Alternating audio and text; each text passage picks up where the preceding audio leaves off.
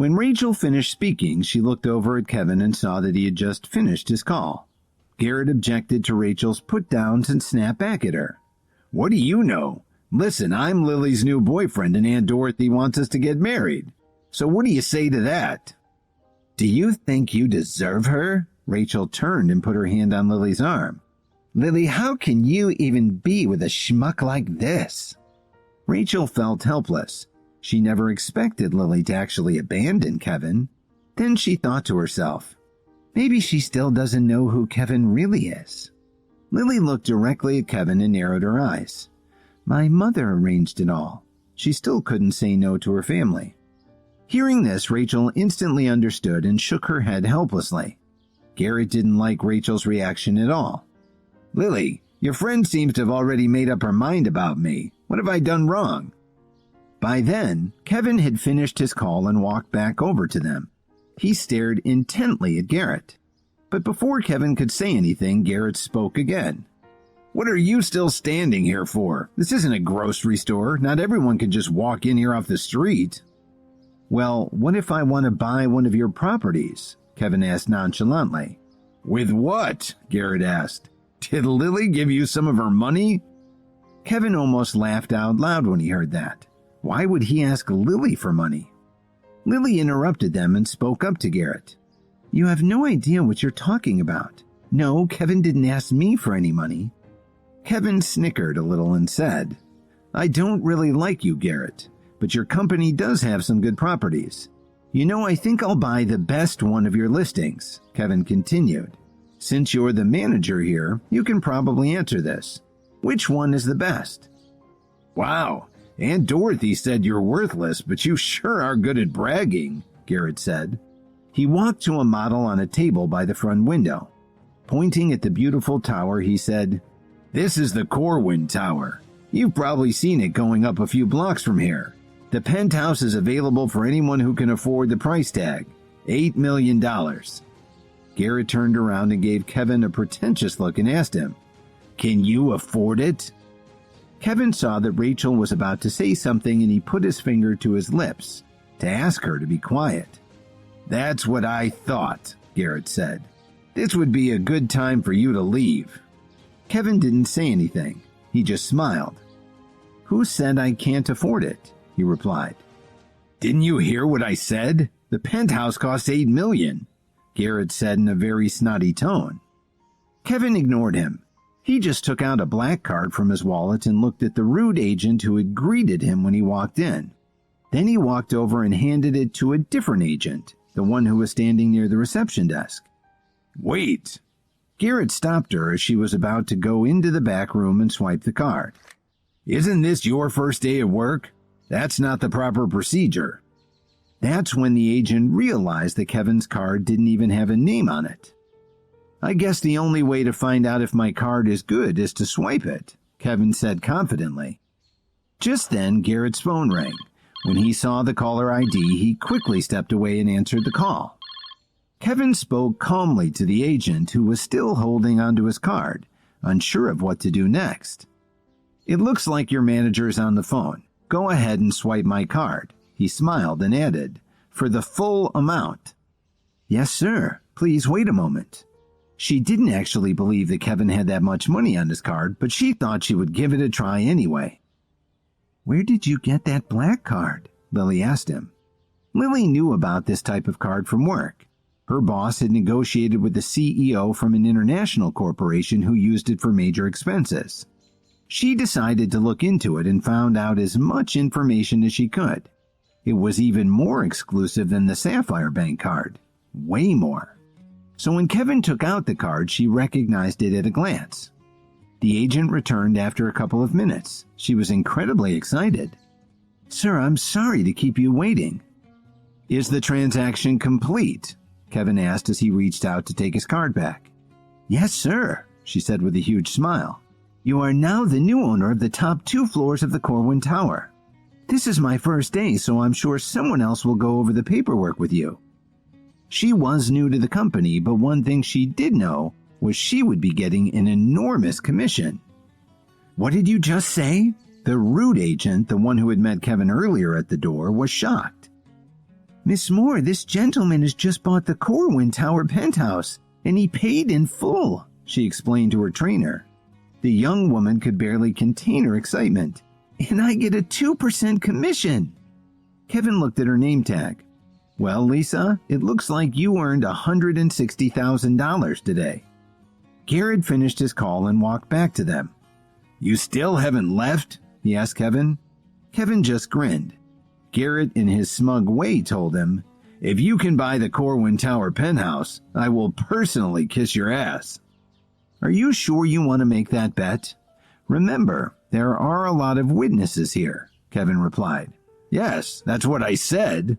Garrett straightened up and lifted his chin in a very snooty way. Rachel started to laugh hysterically. By now there was a fairly large group of employees and customers watching. They'd been drawn in by the argument between Kevin and Garrett, and they didn't want to miss the show. "But Mr. Butcher, this gentleman has already bought the Corwin Tower penthouse," Lisa told him. "What did you say?" Garrett spun around and looked at her. "It's not a mistake, sir. This gentleman just bought the property. His credit was good," she replied meekly. Garrett's jaw dropped. "Will that be the left cheek or the right?" Kevin inquired politely. "Never! Not for someone like you!" Garrett exploded. The people in the crowd began to whisper, and some of them were even giggling. "Are you sure?" Kevin asked him. "Nope, and there's not a thing you can do about it," Garrett replied. "How dare you talk to me like this? I'm not afraid of you. I work for the Williams Corporation." "Wow, I'm really impressed," Kevin said in an obviously sarcastic tone. But the onlookers were definitely impressed. They started talking about how important the Williams Corporation was and how they were building all the high-end real estate in the area. Rachel, who had already seen the extent of Kevin's influence, couldn't believe what she was hearing. "Yes," he said in a very matter-of-fact way, "I'm very high up in the organization. A good-for-nothing like you wouldn't even be able to get through our company's gate." Just then, everyone turned to see a distinguished-looking middle-aged man rush through the front door and race up to Garrett saying, "You are no longer an employee of the Williams Corporation. Please turn in your access badge." "Director Turner, what are you doing here?" Garrett didn't understand why one of the Williams directors was in his office. "It's a good thing I came down here. I wouldn't know how you treat our customers." After saying this, Turner pulled Garrett's name badge off his suit jacket. Then he walked up to Kevin. Lily, who thought that Turner was about to turn his wrath on Kevin, stepped between them and said, "Director Turner, please don't misunderstand. Kevin didn't deliberately cause any trouble here." Turner knew that Kevin liked to keep a low profile. When he noticed that his CEO was giving him a look that said, "Don't tell them who I am," he smiled kindly at Lily and told her, "Ma'am, that's not my intention at all. As a matter of fact, I want to apologize to this gentleman." The crowd, especially the employees, realized that Turner was one of the Williams executives. Lily nodded, even though she was still so confused by the whole situation. Turner approached Kevin very politely and said, "Sir, I'm really sorry that Mr. Butcher was put in a position of authority at our company. He was obviously very unprofessional toward you. Please accept our apologies." On the way over to the office, Turner had gotten a call from Miss Wilson, Kevin's chief of staff. She explained the situation and also sent the video surveillance from the office's security system, and he watched it on his phone. It was damning evidence. "I accept your apology, Mr. Turner, but if you don't fire this man in the future..." Kevin didn't finish his sentence. "Of course, sir." Turner understood right away what Kevin meant. He turned around to face Garrett and then pointed at the door. "Please leave." "Director Turner, please, you can't fire me. Vice President Ambrose is my uncle. Let me call him." Garrett pulled out his phone and called his uncle. "Uncle Ed, help! Director Turner said he wants to fire me." Garrett shouted into his phone. "Don't panic, Garrett. Where are you? I'll be right there." Everyone could hear Mr. Ambrose's deep voice coming from the earpiece. Turner snatched the phone from Garrett's hand and told him, "We're in the Corwin Tower sales office. When you get here, we'll all be in Mr. Butcher's office." Then he hung up the phone. Turner looked at Kevin and said, "Sir, I hate to trouble you, but could you please come with me to the office?" He continued to explain. "The vice president is a reasonable man. As long as you explain to him what happened, I think he'll understand the situation." Although Turner was an important manager in the company, his position was only slightly higher than Garrett's.